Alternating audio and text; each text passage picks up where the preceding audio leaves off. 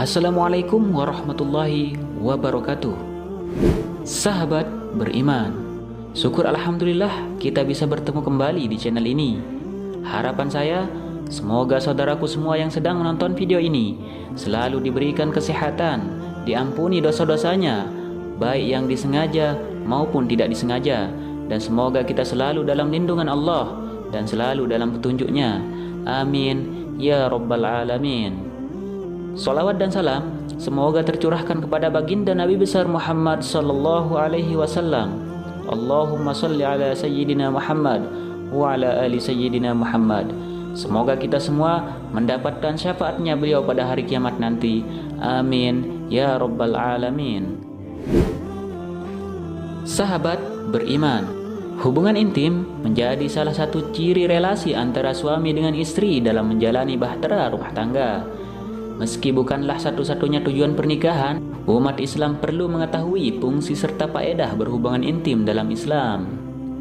Dalam buku fikih kedokteran kontemporer menjelaskan, berhubungan intim secara halal memiliki banyak manfaat. Syekh Abdullah Al-Bassam berpendapat, hubungan intim dapat menciptakan kesenangan dan kenikmatan yang diberikan Allah kepada laki-laki dan perempuan. Hubungan intim dalam pernikahan pun menjadi pencegah kemaluan seseorang terjatuh dalam perbuatan zina. Maka dijelaskan, hubungan intim dalam pernikahan itu sejatinya adalah medium untuk menundukkan pandangan dan memelihara diri menjauhi perbuatan-perbuatan haram. Setiap anggota tubuh dan indera manusia memiliki zina, yang mana kesemuanya dapat dibuktikan atau didustakan oleh kemaluan.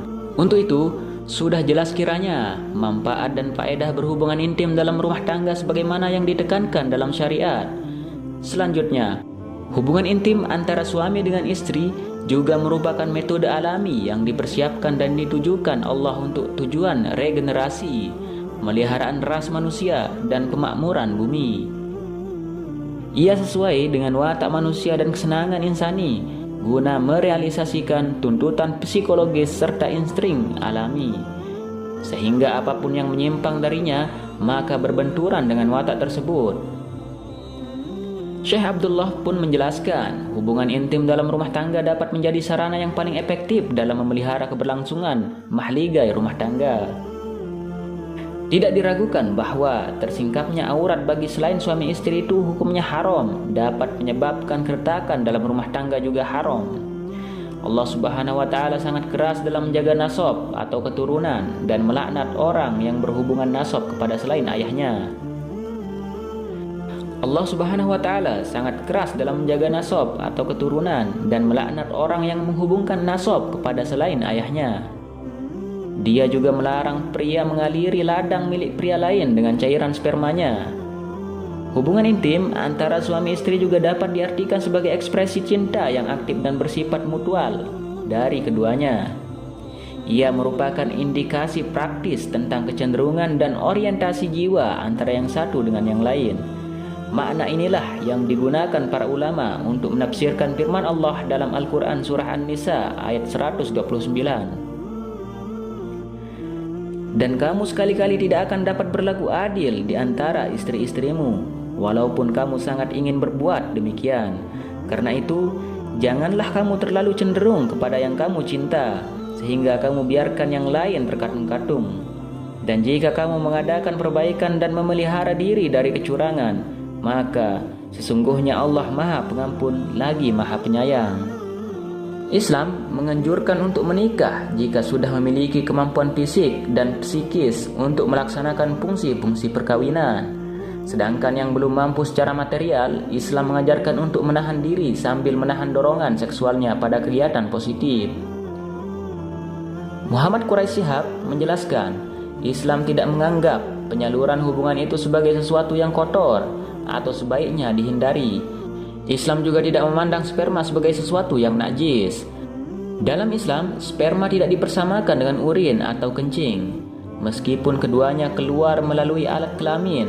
Bahkan menurut dia, Islam menilai bahwa hubungan seks yang dilaksanakan dengan benar antara suami istri merupakan salah satu kegiatan yang diberi ganjaran oleh Allah Subhanahu wa taala.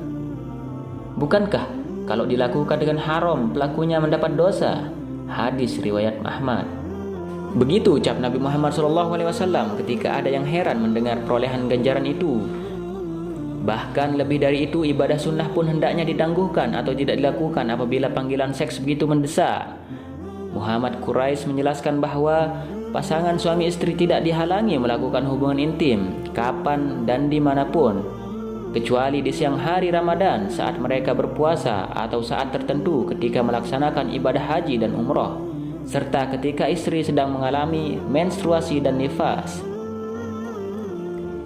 Untuk orang Islam, jima atau berhubungan badan bukan hanya sekedar bersenang-senang, tapi juga sebagai ladang bisa berbuah pahala, dengan catatan hanya dilakukan dengan pasangan yang sah secara syar'i. Sehingga kalau kita bercerita berbagai hal tentang hubungan memang tidak ada habisnya. Penelitian para ilmuwan menunjukkan sebuah fakta bahwa berhubungan sangat bermanfaat bagi kesehatan kita. Meskipun bermanfaat, tetap saja porsinya harus tepat. Jika terlalu banyak berhubungan bisa berbahaya bagi kesehatan. Berhubungan lebih dari 3 kali seminggu dapat melemahkan sistem kekebalan tubuh dan membuat kita rentan terhadap infeksi.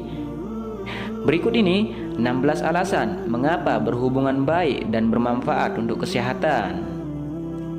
Yang pertama, keseimbangan antara kesehatan mental dan emosional dapat dipengaruhi oleh hubungan.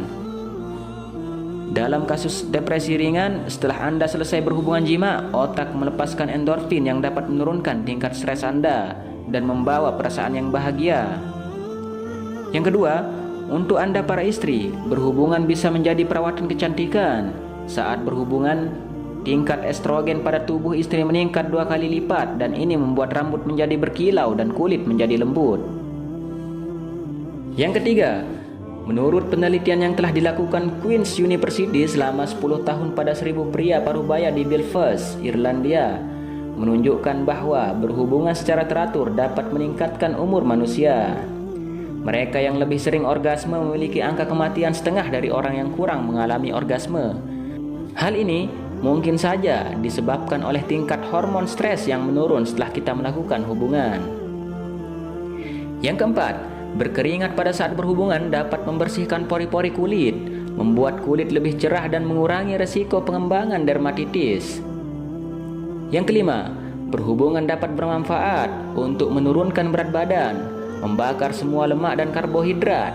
Hubungan jima bisa membakar sekitar 200 kalori. Ini seperti berjalan 15 menit di treadmill. Yang keenam, semakin aktif kehidupan hubungan Anda, maka Anda akan semakin terlihat menarik bagi pasangan Anda. Aktivitas hubungan membuat melepaskan feromon, zat kimia yang menarik lawan jenis. Yang ketujuh, berhubungan dapat bermanfaat untuk mempertajam indera penciuman kita. Yang kedelapan, berhubungan juga dapat meredakan nyeri 10 kali lebih efektif dibandingkan obat penghilang rasa sakit. Yang kesembilan, satu sesi hubungan yang baik bisa menjadi obat yang baik bagi hidung tersumbat. Yang kesepuluh, berhubungan secara teratur menurunkan kadar kolesterol. 10. Berhubungan secara teratur menurunkan kadar kolesterol, menyeimbangkan rasio antara kolesterol baik dan kolesterol jahat. Yang 11, hormon yang dilepaskan saat kita melakukan hubungan sangat baik untuk laki-laki dan perempuan. Hormon estrogen melindungi jantung seorang wanita, tetapi pada jangka panjang. Yang ke-12, berhubungan tidak hanya menguntungkan bagi jantung saja, tetapi juga bagi sirkulasi darah, terutama di otak, karena denyut jantung dan pernapasan dalam meningkat. 13. Aktivitas hubungan menurunkan risiko terkena pilek dan flu. Berhubungan jima 1-2 kali seminggu dapat meningkatkan antibodi imunoglobulin sebesar 30% yang memacu sistem kekebalan tubuh. Untuk orang Islam, jima atau berhubungan badan bukan hanya sekedar bersenang-senang, tapi juga sebagai ladang yang bisa berbuah pahala, dengan catatan hanya dilakukan dengan pasangan yang sah secara syar'i. Yang ke-14, berhubungan dapat membuat kontrol kandung kemih menjadi baik dengan memperkuat otot-otot panggul yang mengendalikan aliran urin. Yang ke-15, setelah orgasme kita menjadi mengantuk. Ini adalah efek jima yang baik untuk meningkatkan kualitas tidur. Setelah orgasme, tubuh menjadi benar-benar santai sehingga membuat kita tidur nyenyak. Yang ke-16, berhubungan dapat mengurangi resiko kanker.